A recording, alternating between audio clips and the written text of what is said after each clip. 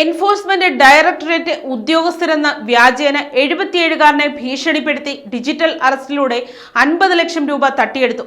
മുംബൈയിലെ ഘാട്ട്കോപ്പർ സ്വദേശിയായ വയോധികനാണ് സൈബർ തട്ടിപ്പുകാരുടെ വലയിലായത്. സംഭവത്തിൽ Mumbai east regional cyber police കേസെടുത്ത് അന്വേഷണം ആരംഭിച്ചു. ഗരോഡിയ നഗറിൽ താമസിക്കുന്ന തൊഴിൽ നിയമ ഉപദേഷ്ടാവായ വ്യക്തിക്കാണ് പണം നഷ്ടമായത്. മെയ് 12-നും 14-നും ഇടയിൽ ഡൽഹിയിൽ നിന്നുള്ള മുതിർന്ന ED ഉദ്യോഗസ്ഥരായ വിജയ് ഖന്ന, സന്ദീപ് യാദവ്, രാഹുൽ ഗുപ്ത എന്നിവരാണെന്ന് അവകാശപ്പെട്ട് ഇദ്ദേഹത്തിന് ഫോൺ കോളുകൾ ലഭിക്കുകയായിരുന്നു. FIR-ൽ പറയുന്നതനുസരിച്ച് വയോധികന്റെ ആധാർ കാർഡ് ഉപയോഗിച്ച് ഡൽഹിയിൽ ഒരു ബാങ്ക് അക്കൗണ്ട് തുറന്നിട്ടുണ്ടെന്നും ഈ അക്കൗണ്ട് വഴി വൻതോതിൽ നിയമവിരുദ്ധ സാമ്പത്തിക ഇടപാടുകൾ നടക്കുന്നുണ്ടെന്നും തട്ടിപ്പുകാർ ഇദ്ദേഹത്തെ വിശ്വസിപ്പിച്ചു. തുടർന്ന് ഇദ്ദേഹത്തെ അറസ്റ്റ് ചെയ്യാനും സ്വത്തുക്കൾ കണ്ടുകെട്ടാനും സുപ്രീം കോടതി ഉത്തരവിട്ടിട്ടുണ്ടെന്ന് പ്രതികൾ അവകാശപ്പെട്ടു.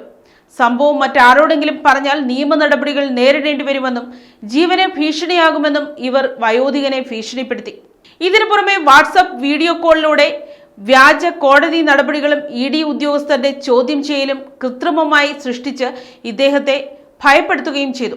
അറസ്റ്റ് ഭയന്ന വയോധികൻ തന്റെ ബാങ്ക് അക്കൗണ്ടിലുണ്ടായിരുന്ന 50 ലക്ഷം രൂപയുടെ സ്ഥിര നിക്ഷേപം പിൻവലിക്കുകയും മെയ് 14-ന് പ്രതികൾ നൽകിയ ബാങ്ക് അക്കൗണ്ടിലേക്ക് RTGS വഴി ട്രാൻസ്ഫർ ചെയ്യുകയുമായിരുന്നു. പിന്നീട് പന്ത് നഗർ പോലീസിനെ സമീപിച്ചപ്പോഴാണ് താനൊരു വലിയ ഡിജിറ്റൽ അറസ്റ്റ് തട്ടിപ്പിന് ഇരയായ വിവരം അദ്ദേഹം തിരിച്ചറിയുന്നത്.